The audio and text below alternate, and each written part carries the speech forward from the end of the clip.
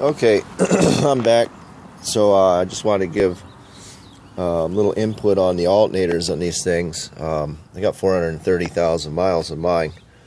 If you look down in here, I haven't had a chance to clean the motor, but so it's kind of messy from working on it. But if you look down in there, kind of hard to see. The alternator is buried down there. Anyway, my alternator, as I said, had a 430,000 miles on it. It's sitting right here. And if I understand this right, these are clutched, but you know, I don't really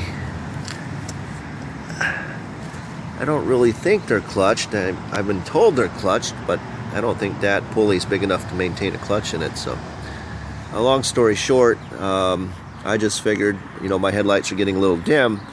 Weird thing was my alternator was testing fine, and all the electrical connections are fine, battery's new, and I just figured it's time to change it. I did change the alternator. It took a hell of a long time. Of course, Volkswagen, you got to tear half the engine apart to change something simple. So one of the things you have to do, on mine anyways, remove the intercooler pipe. The stock one, you'll have to get that out of the way.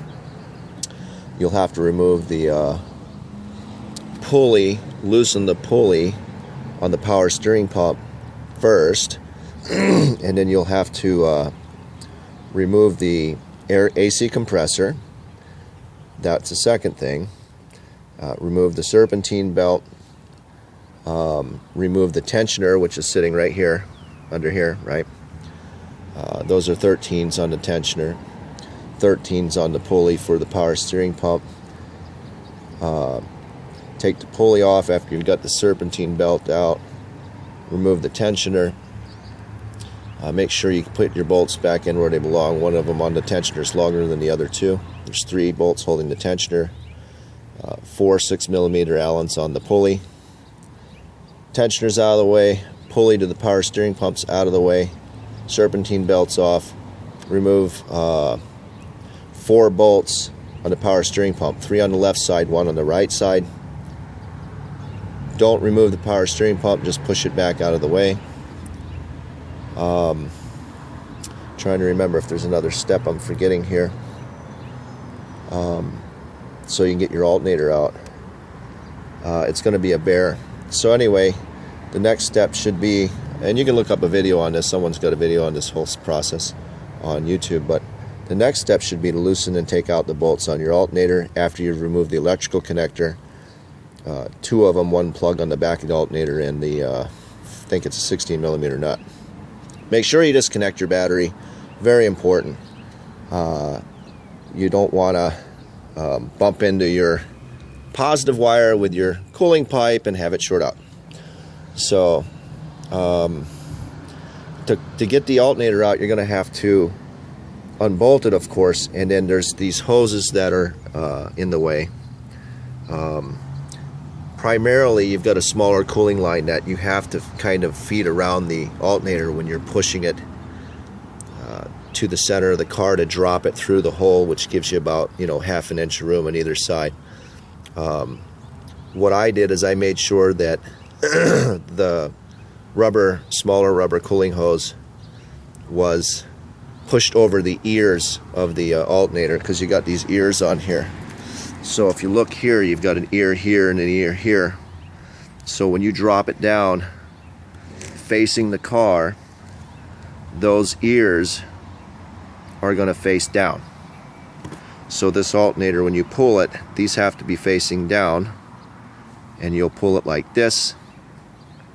Okay, it's upside down now, right? So you'll pull it like this. The ears are facing the ground, and you got to get the rubber hose around it, the small cooling line, and clock it and drop it down. It's a real pain in the ass.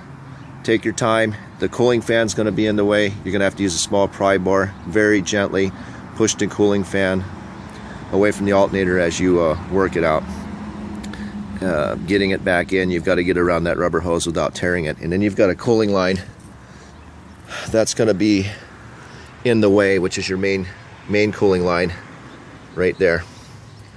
So be careful you don't damage the line, either cooling line, and be careful you don't damage your wire going into your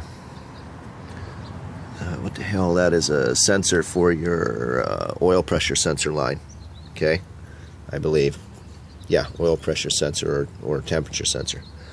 So other than that, it took me about 4 hours. But I was being extra careful not to bust anything. So put it back in, car runs better, ironically enough. But the weird thing is the alternator tested just fine. That alternator tests out just fine. So, you know, you got me. It's weird. Electrical systems are weird. So I'm going to take this alternator and return it and get my core money back. And you're looking at about 200 bucks for an alternator if you can find a good deal on one that's not a piece of junk. So hopefully that helps some people out. All right. Let me see if I can think of anything else on this that would be helpful for you guys. Let me think. Oh, don't over torque your bolts going through your idler. That idler, if you over torque the bolt, it's going to give you a problem. They strip out. So put your bolts back in the holes they came out of. I like to do that. So you should mark your bolt for each hole that it came out of. I know you technically don't have to, but it helps. You know, put it back in the hole it came out of. Keep an eye on your bolts in respect to your torque. Don't over torque it because you're going into aluminum. You're gonna have a problem. So hopefully that helps. There's some videos out there on removing this assembly that's pretty long, and you can look it up on YouTube, but that's the gist of it. Put it back together the way you took it apart. So all right, hopefully that helps some people out, and over and out. Have a good day.